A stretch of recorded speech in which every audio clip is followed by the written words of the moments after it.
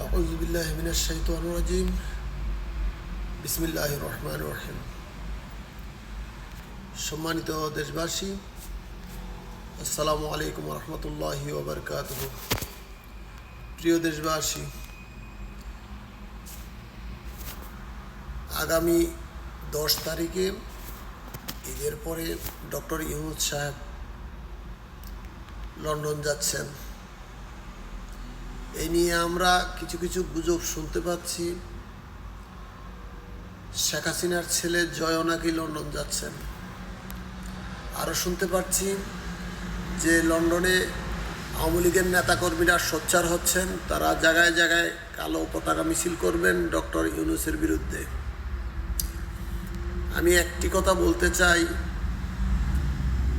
বাপদাদারা বলে নেয় আমাদেরকে, একটি প্রবাদ আছে না যে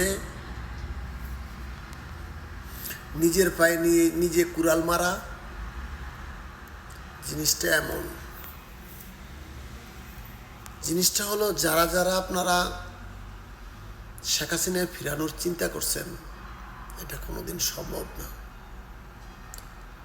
এটা কারণ হলো, হয়তো আমাদের বয়স বেশি না, আমাদের বড় যারা আছে, যারা লেখাপড়া করছে, যারা রাষ্ট্রবিজ্ঞান নিয়ে পড়ছে, যারা রাজনীতি নিয়ে লেখাপড়া করছে, ওরাই বলে গেছেন। সলিমুল্লাহ খান কি বলছেন?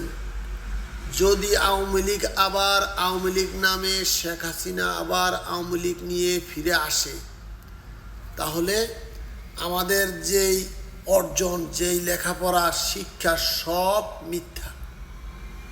ঠিক আমি ওই কথাটা বলবো যে আপনারা যারা আজও শেখ হাসিনা ফিরে আসবে আশা করছেন, আওয়ামী লীগ আসবে আশা করছেন, তারা যদি আশা করে থাকেন তাহলে আপনাদের পায়ের নিচে চোরাবালি, বুঝছেন?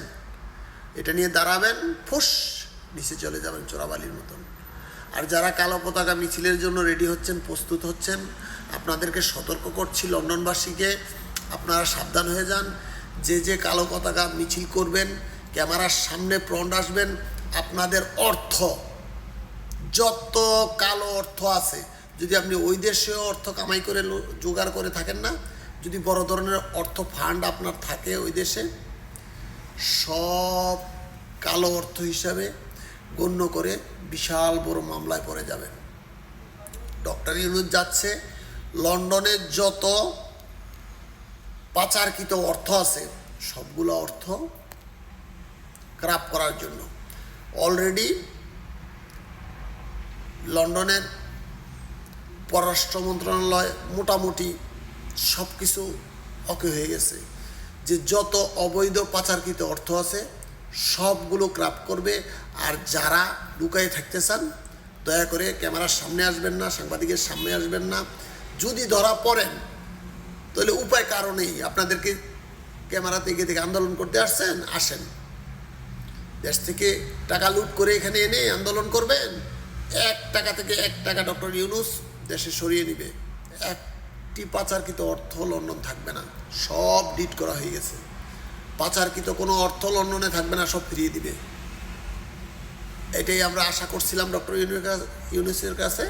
ডক্টর ইউনূস সাহেব ঠিক এই জিনিসগুলোই করতেছেন।